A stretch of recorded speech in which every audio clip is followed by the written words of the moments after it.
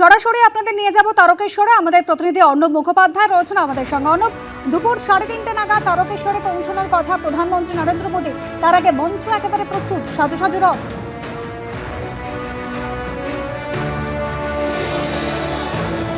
অবশ্যই দেখো, তার চপার নামার কথা রয়েছে 3:45 এবং তিনি এখানে প্রায় 5টা অবধি তার কর্মসূচি রয়েছে, যেরকম শিডিউলে রয়েছে।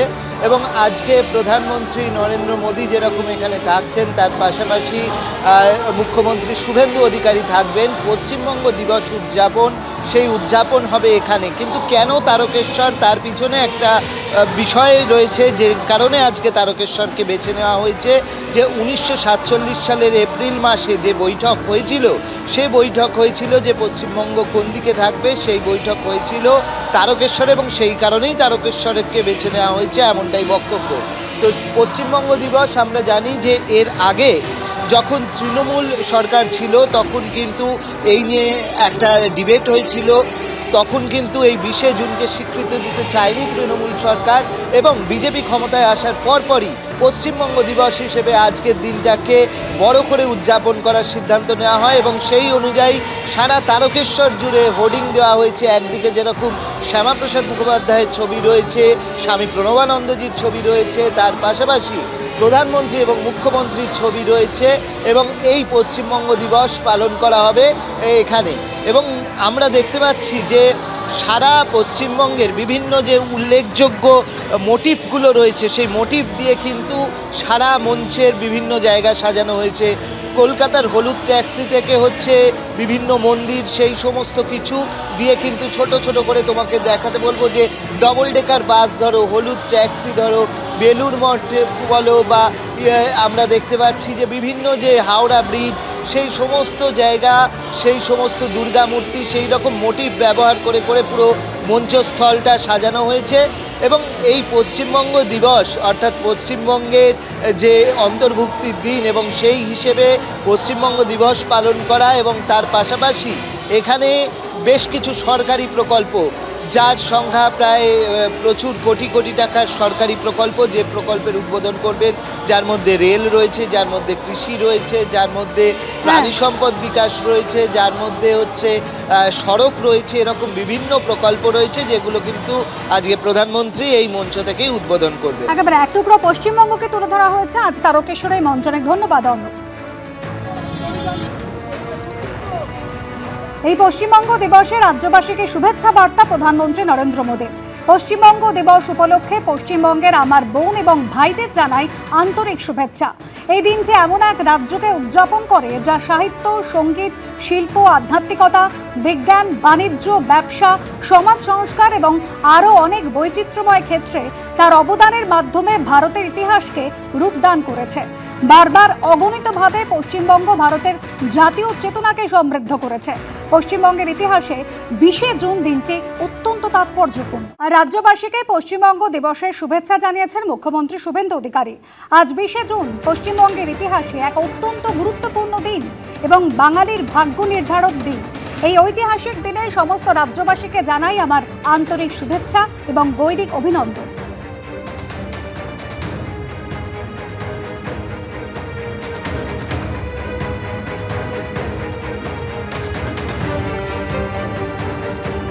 গোটা কলকাতা জুড়ে, সিটি অফ জয় জুড়ে যোগা যোগা যোগা। আর মাননীয় প্রধানমন্ত্রীকে আমরা স্বাগত জানাবো, স্বচ্ছতা সে স্বাগত। আগামীকাল ঠিক সূর্য ডোবার পরে সন্ধেবেলা 500 নৌকায় বিশেষ যোগের প্রচার হবে। আপনারা গঙ্গা বক্ষের ধারে পাশে দাঁড়িয়ে সবাই তাদেরকে উৎসাহিত করবেন, উপভোগ করবেন।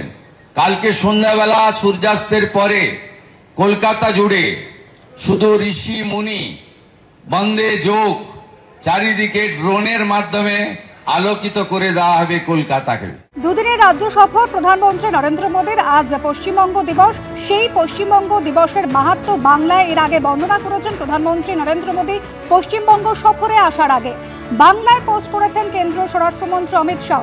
আজ দুপুরে পশ্চিমবঙ্গ দিবস উদযাপন হবে। আর প্রায় 2 ঘন্টার মধ্যেই কিন্তু প্রধানমন্ত্রী নরেন্দ্র মোদী তিনি আসবেন তারকেশ্বরে। প্রধানমন্ত্রীর সঙ্গে যে অনুষ্ঠান, সেই অনুষ্ঠানে উপস্থিত থাকবেন মুখ্যমন্ত্রী শুভেন্দু অধিকারী।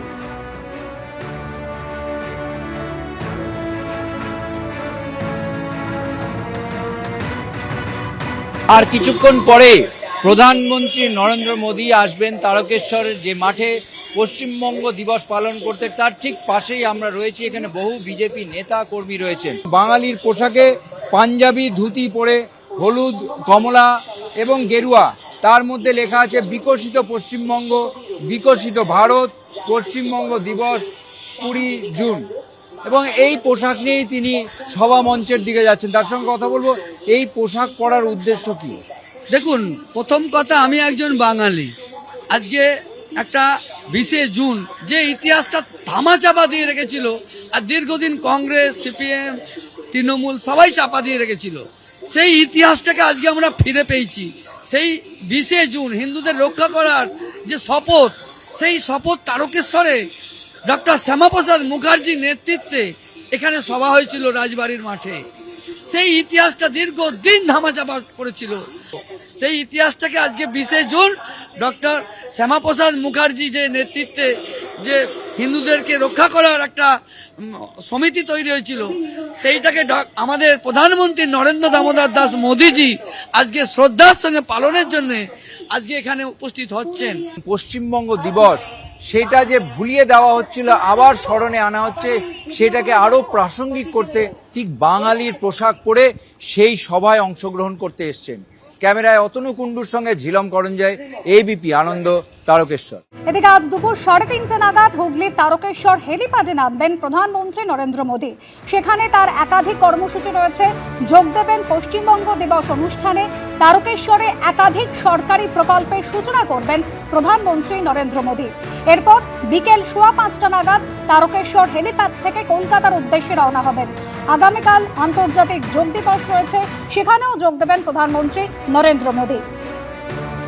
হুগলি তারকেশ্বর হেলিপ্যাডে আর কিছুক্ষণের মধ্যেই নামবেন প্রধানমন্ত্রী। যেরকম জানা যাচ্ছে, দুপুর 3:30 নাগাদ হুগলি তারকেশ্বর হেলিপ্যাডে নামবেন প্রধানমন্ত্রী নরেন্দ্র মোদী।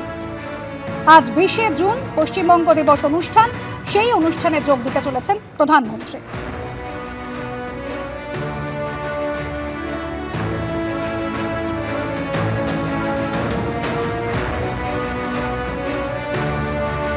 ফার্স্ট যে ডিসিশন নেওয়া হয়েছিল যে বাংলাকে ভাগ করা হবে এবং বাংলার এই দিকটা ভারতে থাকবে এবং বাংলার ওই দিকটা বাংলাদেশে যাবে, যে প্রথম যে সম্মেলনটা হয়েছিল সেটা তারকেশ্বরে হয়েছিল। এবং আপনারা জানেন যে আজকে আমাদের যশস্বী প্রধানমন্ত্রী নরেন্দ্র মোদীজি আসছেন।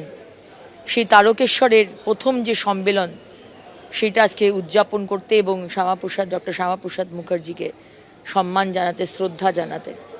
সুতরাং আজকে আমাদের অত্যন্ত আনন্দের দিন এবং সমস্ত পশ্চিমবঙ্গের মানুষের জন্য, সে বাঙালি অবাঙালি, পশ্চিমবঙ্গে যারা থাকে তারাই বাঙালি, তাদের জন্য এটা অত্যন্ত আনন্দের এবং অত্যন্ত ইমোশনাল একটা সময়। এদিকে গ্রেপ্তার ফলতার পুষ্পা ওরফে জাহাঙ্গীর খানের স্ত্রী আজ সকালে ডায়মন্ড হারবার জেলা পুলিশের হাতে গ্রেপ্তার। গাড়ি থেকে পালানোর সময় বিষ্ণুপুর থানা এলাকার জুলপিয়া রোড থেকে তাকে গ্রেপ্তার করা হয়েছে, এমনই দাবি করা হচ্ছে পুলিশের তরফ থেকে। এর আগে জাহাঙ্গীর খানকে পুলিশের হাত থেকে ছাড়ানোর নামে থানায় তাণ্ডবের চেষ্টার অভিযোগ ছিল। এই জাহাঙ্গীর খানের স্ত্রীর নামে একাধিক অভিযোগ দায়ের করা হয়েছিল, বেআইনি জমায়েত করা হয়েছিল এবং আগের রাতে জাহাঙ্গীর খানের স্ত্রী তিনি গোপন বৈঠক করেছিলেন, লোক জড়ো করেছিলেন, এমন অভিযোগ রয়েছে। গোপন বৈঠকের পরের দিন থানায় জমায়েতের পরিকল্পনা চূড়ান্ত হয়, এমনই দাবি পুলিশের। এবং সেই অভিযোগের পরিপ্রেক্ষিতে আজ গ্রেপ্তার করা হয়েছে জাহাঙ্গীর খানের স্ত্রীকে। দেখতে পাচ্ছেন সেই ছবি, যখন পুলিশ তাকে ধরে নিয়ে যাচ্ছে। ডায়মন্ড হারবার জেলা পুলিশ তাকে গ্রেপ্তার করে। গাড়ি করে পালানোর চেষ্টা করেছিলেন জাহাঙ্গীর খানের স্ত্রী এবং সেই সময় তাকে গ্রেপ্তার করা হয়।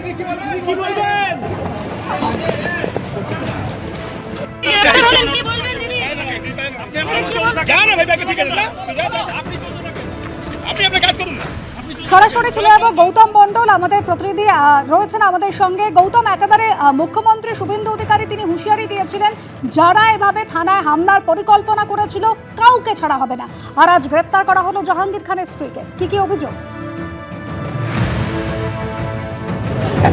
একদম দেখো নিশুয়া, আমি এখন আছি ডায়মন্ড হারবার মহকুমা আদালতে। এই জাস্ট কিছুক্ষণ আগে জাহাঙ্গীর খানের স্ত্রী রেজিনা বিবি ওরফে সারিকা বিবি তাকে এখানে নিয়ে আসা হয়েছে। কিছুক্ষণ আগে তাকে আদালতে পেশ করা হলো। ডায়মন্ড হারবার জেলা পুলিশ সূত্রে যেটা জানা যাচ্ছে যে আজ সকালবেলা যখন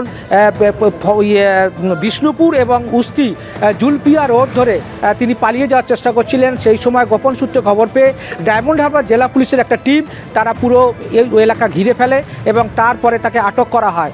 তারপরে তাকে উস্তি থানায় নিয়ে আসা হয়। এই মুহূর্তে তাকে ডায়মন্ড হারবার মহকুমা আদালতে পেশ করা হয়েছে। মূলত এই যে জাহাঙ্গীর খানের স্ত্রীর বিরুদ্ধে যেটা অভিযোগ যে গত 8ই জুন জাহাঙ্গীর খান যিনি ফলতার ত্রাস ছিলেন সেই জাহাঙ্গীর খানকে নেপাল সীমান্ত থেকে এসটিএফ এবং রাজ্য পুলিশের একটি দল তাকে গ্রেপ্তার করে এবং তারপরে কয়েক দফায় তার পুলিশ হেফাজত হয়েছে।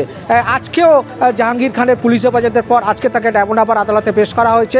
একই দিনে স্বামী স্ত্রীকে ডায়মন্ড হারবার আদালতে পেশ করা হয়েছে।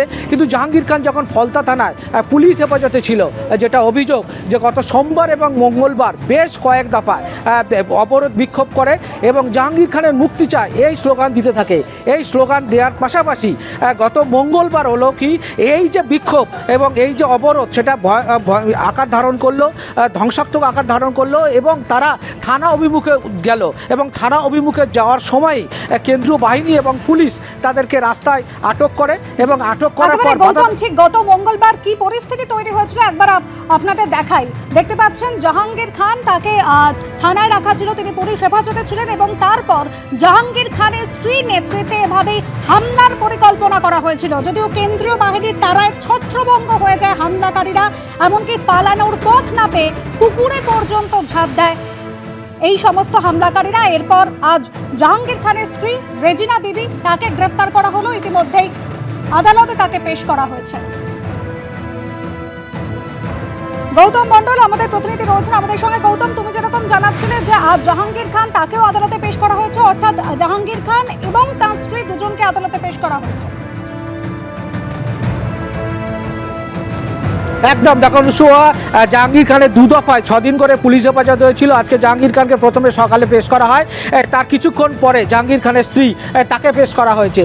জাহাঙ্গীর খানের বিরুদ্ধে একাধিক অভিযোগ রয়েছে বিভিন্ন নতুন ধারায়। তার বিরুদ্ধে যে 8 থেকে 9 খানা ফলতা থানায় যে অভিযোগ রয়েছে খুনের চেষ্টা, বাড়ি ভাঙচুর, হুমকি, ভোট দিতে বাধা দেওয়া, সেই সমস্ত ধারায় বিচার চলছে, মামলা রুজু করা হয়েছে। পাশাপাশি জাহাঙ্গীর খানের স্ত্রীর বিরুদ্ধে যেটা অভিযোগ রয়েছে বেআইনি জমায়েত, পুলিশকে মারধর এবং পুলিশকে আক্রমণ করা এবং বিদ্বেষমূলক প্ররোচনা দেওয়া। গৌতম, একাধিক অভিযোগ রয়েছে এবং আদালতের কি নির্দেশ হয় সেদিকে অবশ্যই আমাদের নজর থাকবে।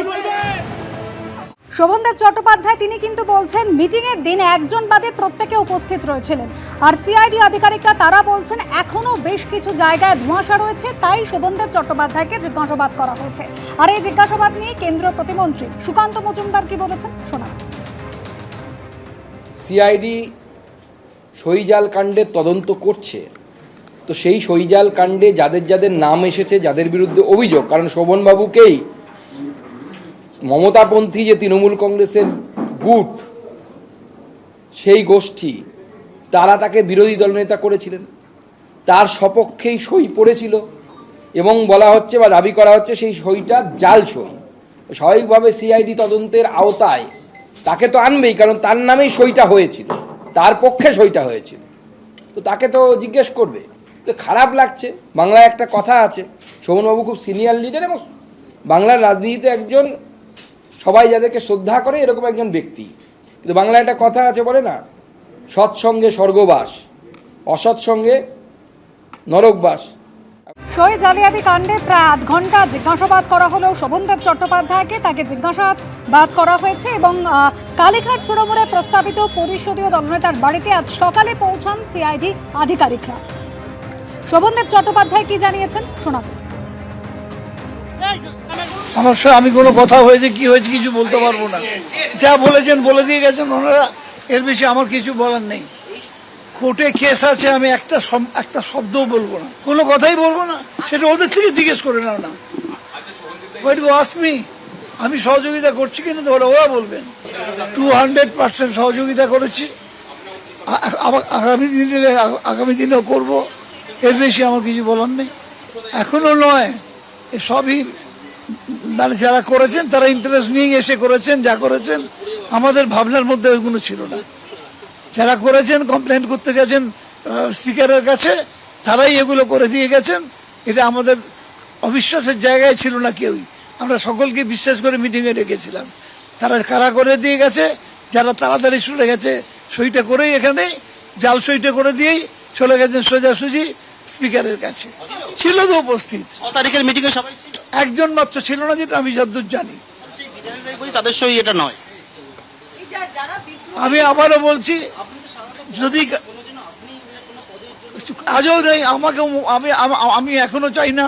কালীঘাট তৃণমূলে প্রস্তাবিত পরিষদীয় দলনেতার বাড়িতে সিআইডি। শোভনদেব চট্টোপাধ্যায়ের বাড়িতে পৌঁছন সিআইডি আধিকারিকরা। সই জালিয়াতি কাণ্ডে শোভনদেব চট্টোপাধ্যায়কে জিজ্ঞাসাবাদ সিআইডি আধিকারিকদের। ভিডিওগ্রাফার সহ প্রায় আধ ঘন্টা ধরে শোভনদেব চট্টোপাধ্যায়কে জিজ্ঞাসাবাদ করা হয়েছে।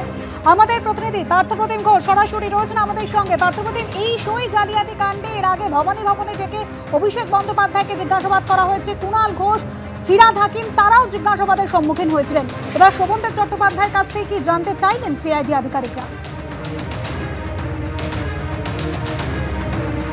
দেখুন, সই জালিয়াতির যে মামলা, সেই মামলায় ইতিমধ্যেই কিন্তু অনেককে জিজ্ঞাসাবাদ করা হয়েছে। তার মধ্যে অভিষেক বন্দ্যোপাধ্যায়কে দুবার ভবানী ভবনে ডেকে জিজ্ঞাসাবাদ করা হয়েছে, কুণাল ঘোষকেও জিজ্ঞাসাবাদ করা হয়েছে।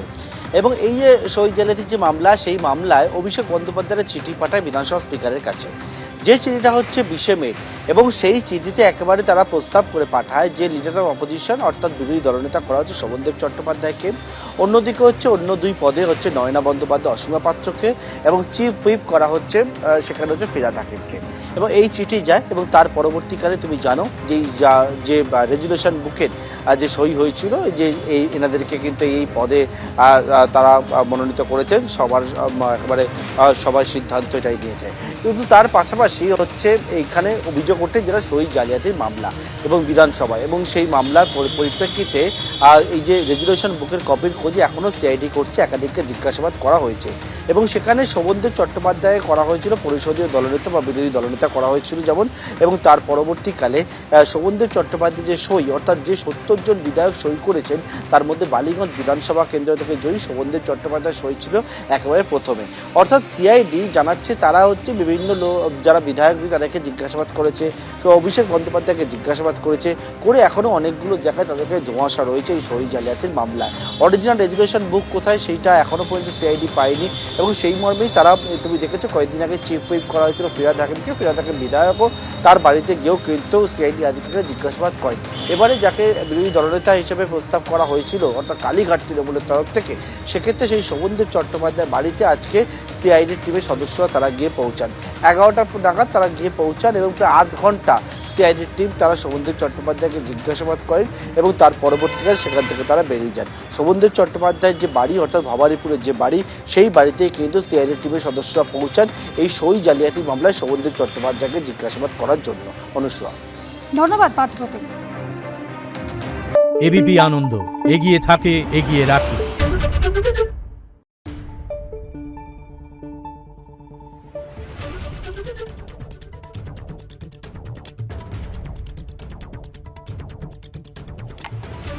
Thank you.